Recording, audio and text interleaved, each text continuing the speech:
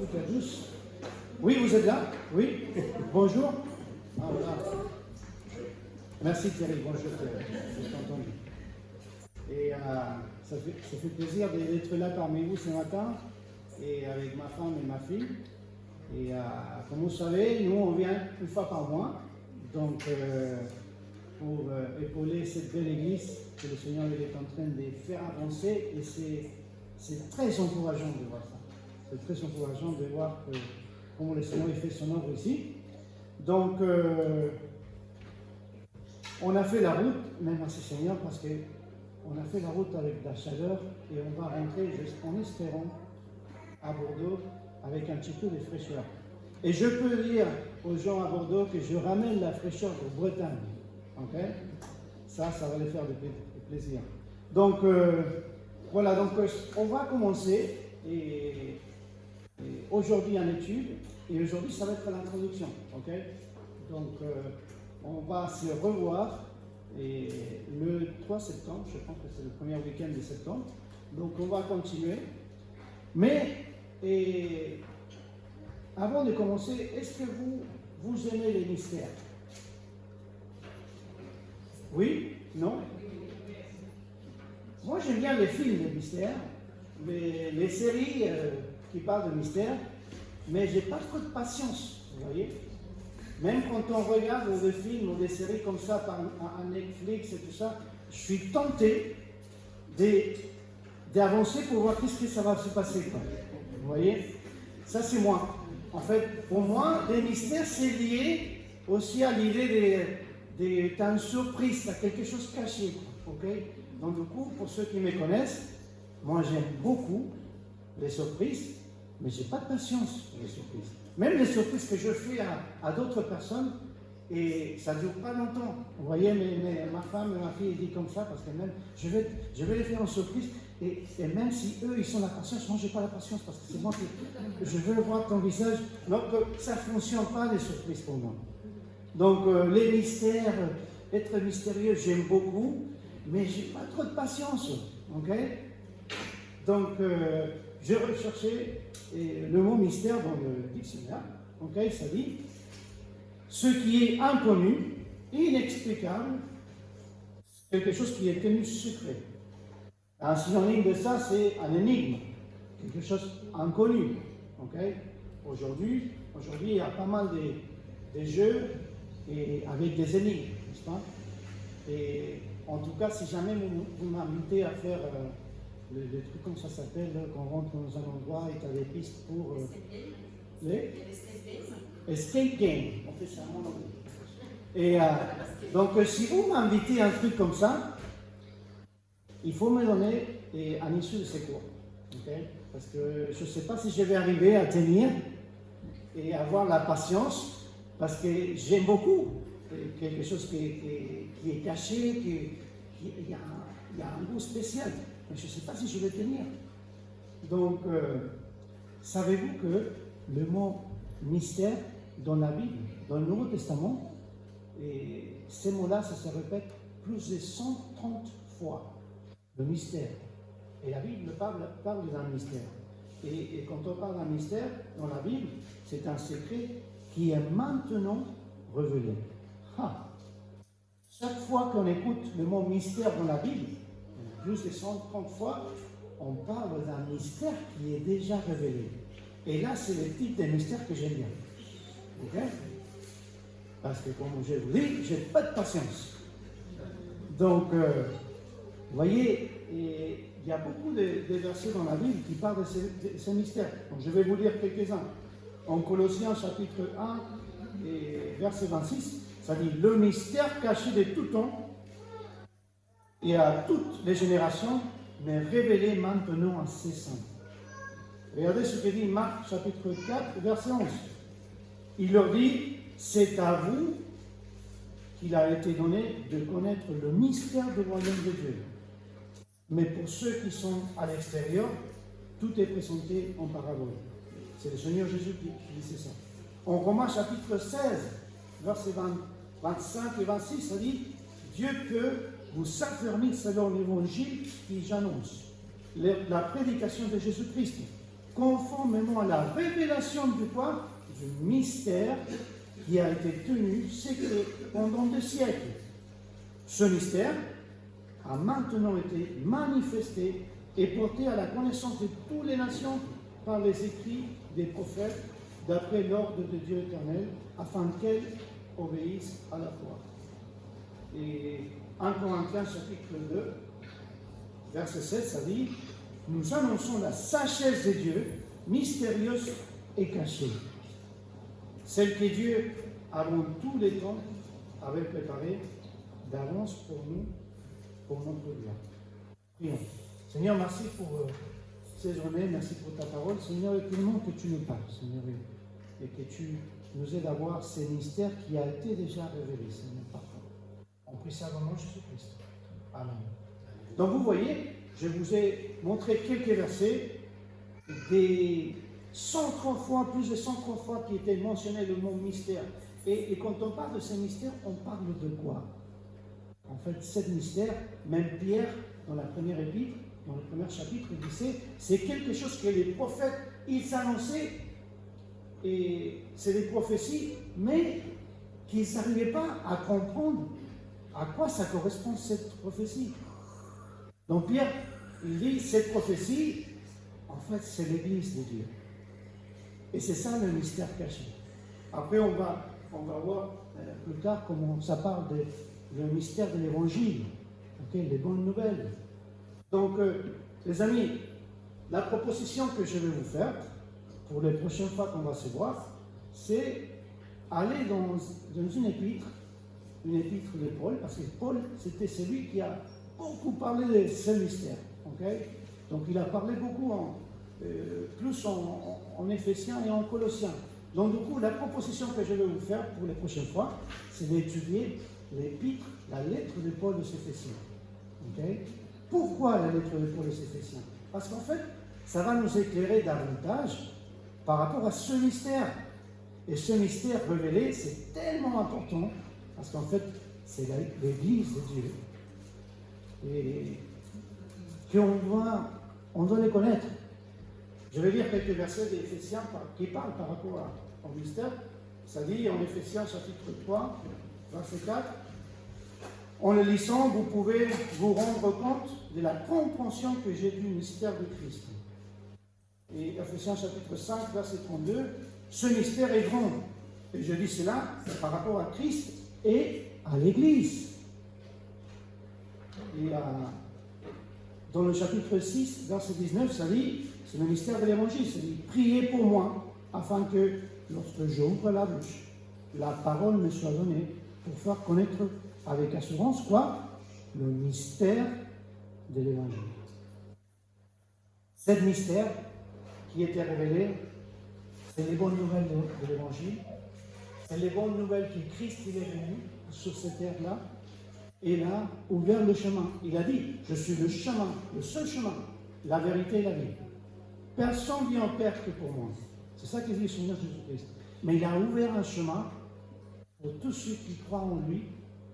Vous vous rappelez, Jean 3,16, ne périsse pas, mais qu'il ait la vie éternelle. Et là, il a ouvert un chemin, c'est à travers de Christ, et à travers de Christ, ça a commencé l'Église. Okay? Ceux qui placent leur foi en Jésus-Christ, seulement en Jésus-Christ, ils font partie de la famille de Dieu.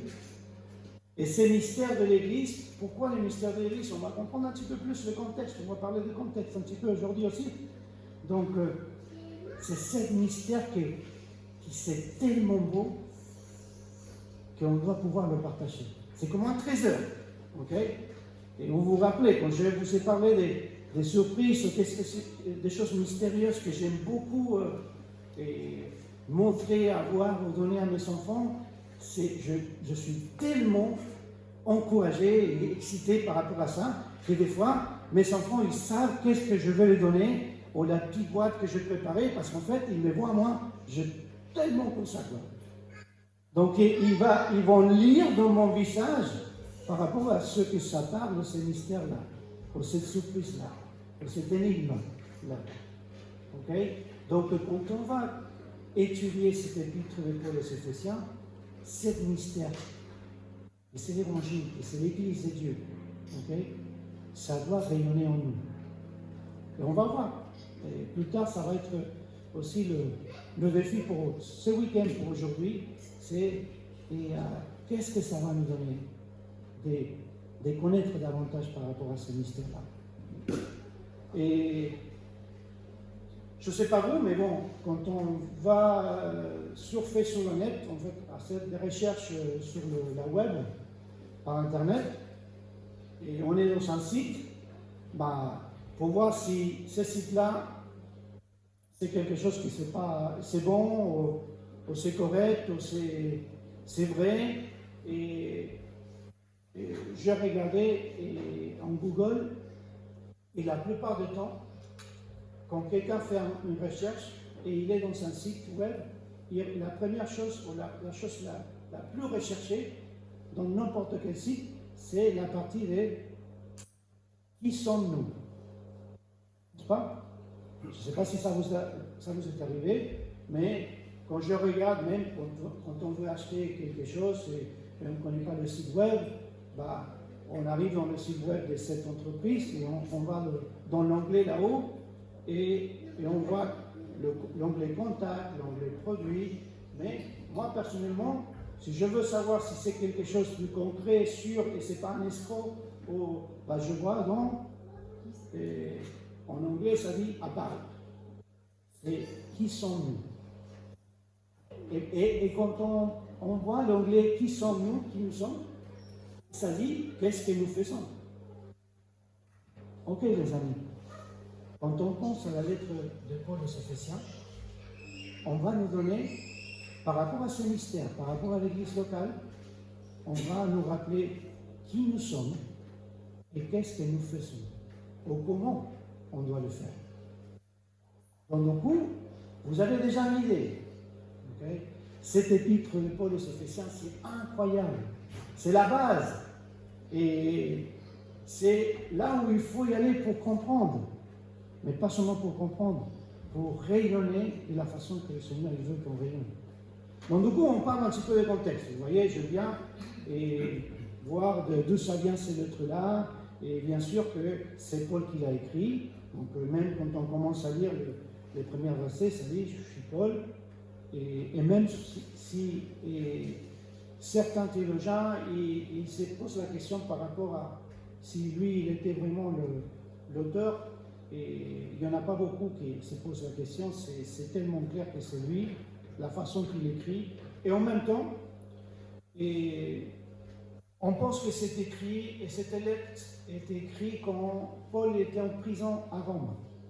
Je ne sais pas si vous vous rappelez, mais Paul il était au moins 2 fois en prison à Rome. Okay? Donc ça, on pense que c'est la première fois. Pourquoi? Vous pouvez aller voir dans le livre des Actes, chapitre 28, et là, on parle que Paul, il était en prison, mais en prison domiciliaire.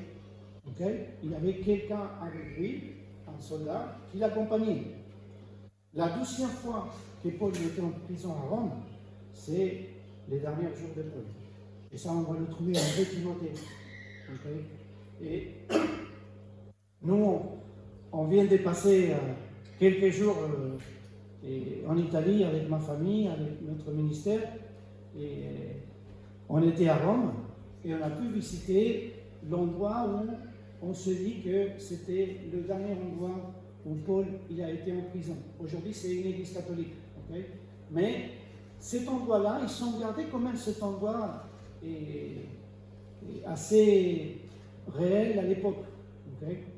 Et vraiment, vous voyez, c'est une grande église, mais l'endroit, c'est vraiment dans la cave. Et c'est vraiment un trou, littéralement, un trou. Okay?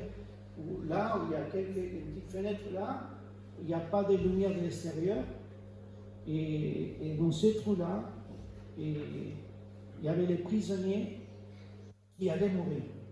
En fait, dans cette type de prison, à Rome, on mettait seulement les personnes qu'on savait que de là, la seule façon de partir de là, de ce trou-là, c'est la mort. Et de la mort, on les coupait la tête. Okay? Il y avait quand même aussi, je n'ai pas les photos ici, mais je peux vous montrer l'endroit. Et Et on dit, waouh, de cet endroit-là, Paul a écrit une lettre comme celle de Timothée. J'arrive au but de ma course aussi, il va dire. Et j'arrive à la fin. Vous voyez, Paul il a écrit ces lettres-là aux Éphésiens dans la première fois qu'il était emprisonné. Et on pense qu'il a écrit pas seulement la lettre aux Éphésiens, la lettre aux Colossiens et la lettre aux Philippiens. Et dans ce même endroit. Donc c'est dans cet endroit-là, la première prison en Rome, il écrit ces lettres-là pour affirmer les chrétiens. Pour leur montrer, ok, les amis, nous on est les mystères qui étaient cachés auparavant. C'est l'Église, ok? C'est tous ceux qui croient en Jésus-Christ comme leur sauveur personnel, ok? Parce qu'auparavant, Dieu il a travaillé de différentes façons, avec de différentes personnes. On a commencé avec Adam et Ève, on a passé avec Noé, on est arrivé à Abraham, et d'Abraham, il a commencé une grande nation, c'est le peuple d'Israël. Et pour faire partie de la famille de Dieu, à cette époque-là, il fallait faire partie du peuple de Dieu. Mais là, quand on commence à parler de mystère caché de cette église-là, c'est l'évangile ouvert à tout le monde.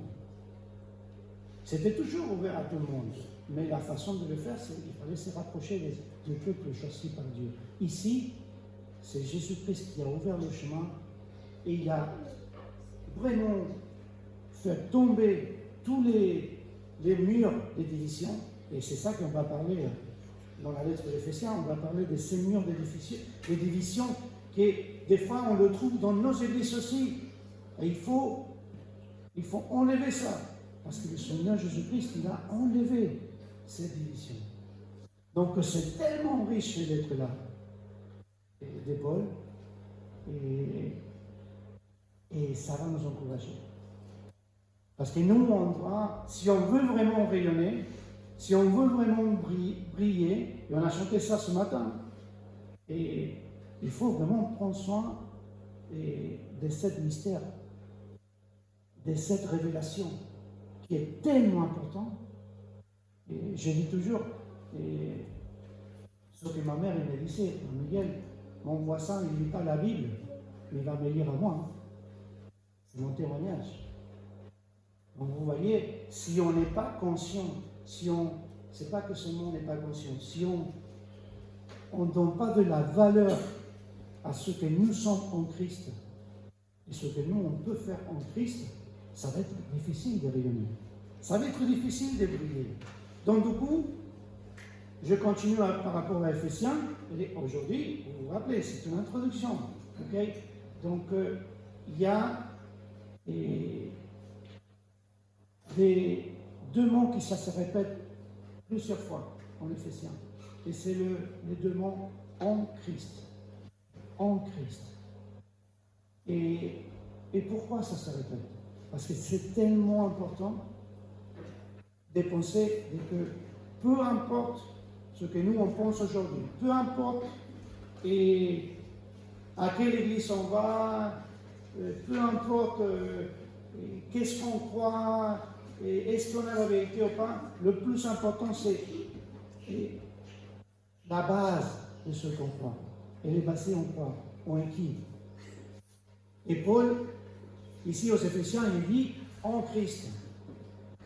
En Christ, on a un salut. En Christ, on était scellés par l'Esprit Saint. On va le voir plus tard. Hein. Scellé, ça veut dire que, voilà, on appartient à Dieu. Et c'est tellement important. Vous voyez, le chapitre 1 jusqu'au chapitre 3, inclus chapitre 3, on va nous parler de notre position en Christ. Qui sommes-nous? En fait, nous sommes quelqu'un aujourd'hui grâce à Jésus-Christ. Il est mort pour nous à la croix. Il est ressuscité. Il nous a donné une nouvelle vie. Et si c'est pas pour lui, si on ne base pas nos croyances, nos vies en lui, et on ne met pas en valeur, ça ça ne va pas aller loin. Donc, première partie de la lettre, c'est notre position en Christ. Mais la deuxième partie de la lettre, on va d'une façon pratique. Okay? Chapitre 4, chapitre 5, chapitre 6, ça va parler de la pratique et ce que nous faisons. Et là, il est pratique, voilà. Vous allez voir, il donne des commandements et des choses à faire pour les parents, les enfants, les patrons, les employés. Et donc, c'est tellement pratique. Dans les années, c'est mystère caché. C'est mystère que c'est l'Église, c'est tellement précieux. Si vous avez pris votre foi, vous avez, accepté Jésus-Christ comme votre sauveur personnel, vous êtes précieux aux yeux de Dieu. Donc, c'est tellement important de comprendre pourquoi on est précieux. Et Paul, il a compris ça. Il a compris tellement qu'il a fait cette lettre-là aux Éphésiens. Donc, non, ne vous inquiétez pas, on n'est pas loin. On ne va pas être long ce matin, mais on va dépenser pas mal de temps dans ces lettres-là. Et on va essayer de comprendre la valeur que Dieu nous donne comme membre de cette Église de Dieu. Et quand je dis de cette Église, ce n'est pas seulement l'Église de Dinan, ici, ces bâtiments-là. L'Église de Dieu, c'est ceux qui sont pris, ils sont reçus Jésus-Christ comme leur sauveur personnel. Et Jésus-Christ, il a changé leur vie. Donc, on revient sur l'Éphésiens. Et donc, le but de cette étude, au moins mon but pour vous, on peut le trouver en Éphésiens, le premier chapitre, verset 16 jusqu'au 19. Et on ne va pas aller plus loin que ça. Ça dit, ne cesse de rendre grâce pour vous. Je fais mention de vous dans mes prières, c'est Paul qui parle de ça, des Éphésiens, afin que le Dieu de notre Seigneur Jésus-Christ, le Père glorieux, vous donne un esprit de sagesse et de révélation, qui vous le fasse connaître, qu'il illumine les yeux de votre cœur, que vous sachiez quelle est l'espérance qui s'attache à son appel, quelle est la glorieuse richesse de son héritage au milieu des saints, et quelle est la grandeur surabondante de sa puissance envers nous, qui croyons, selon l'opération souveraine de sa force. Afin que, donc vous voyez, quand on a ces deux mots-là, afin que, ça veut dire qu'on a un but. On a un propos. Et le but de cette étude, de cette lettre Éphésiens, c'est d'abord, ça dit ici, que le Seigneur, Jésus-Christ, le Père, vous donne un esprit de sagesse. Et ici, quand on parle d'esprit, le mot pour esprit, ce n'est pas exactement le mot qui parle d'Esprit Saint. Okay? L'esprit, ici, c'est l'idée d'une attitude. Vous voyez, quand on a un bon esprit, et quand on dit à quelqu'un a un bon esprit, c'est qu'il a une bonne attitude. Okay? L'attitude correcte, l'attitude qui est disposé. Il est là, il est prêt pour écouter. Vous voyez? Il a ses oreilles attentives. Donc, du coup, que le Seigneur vous donne un esprit de sagesse et de révélation. Parce qu'en fait, si on a la bonne attitude, c'est la parole de Dieu qui va nous révéler et qui va nous donner la connaissance par rapport à ces mystères, qui est déjà révélé, ok? Et ça, c'est merveilleux. Après, ça continue. Qu'il illumine les yeux de votre cœur. Et c'est intéressant. Parce qu'en fait, quand on parle de l'illumination, on dit, voilà, c'est que le Seigneur illumine moi. Et on pense que c'est une lumière qui est là, devant nous, derrière nous, et autour de nous. Mais l'idée ici, quand on parle, vous voyez, le Nouveau Testament, il est écrit en grec, donc à la base. Donc du coup, après, c'était traduit. au latin, on arrive ici à notre traduction en français. Et le mot ici qui illumine les yeux de votre cœur, c'est l'idée d'une lumière qui est déjà dedans. Ce n'est pas une lumière qui va venir. Okay? Donc du coup, c'est quoi l'idée quand Paul dit, j'espère que ce mystère-là, et ma prière, c'est que le Seigneur illumine les yeux de votre cœur. Okay? En fait, vous vous rappelez qui a dit qui était la lumière du monde? Le Seigneur Jésus-Christ. C'est celui qui vient à vivre dans notre cœur. Donc, l'idée ici, c'est qu'on a la lumière du monde en nous. Mais il faut laisser cette lumière briller en nous. Et briller davantage. Et quand Paul dit ça, les amis, si vous donnez de valeur à celui qui vous a sauvé, à celui qui est mort sur la croix, qui a changé votre vie, c'est lui qui va briller en vous. Vous voyez? Et ça, c'est incroyable. Et on va étudier, on va arriver au chapitre 2, et on va voir que notre salut, ça ne dépend pas de nous, ça ne dépend pas de nos œuvres, ça dépend que de lui. Vous voyez, on n'a pas d'excuse pour briller pour lui.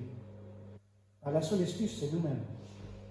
La seule excuse, c'est si nous, on ne veut pas laisser Dieu agir dans notre vie.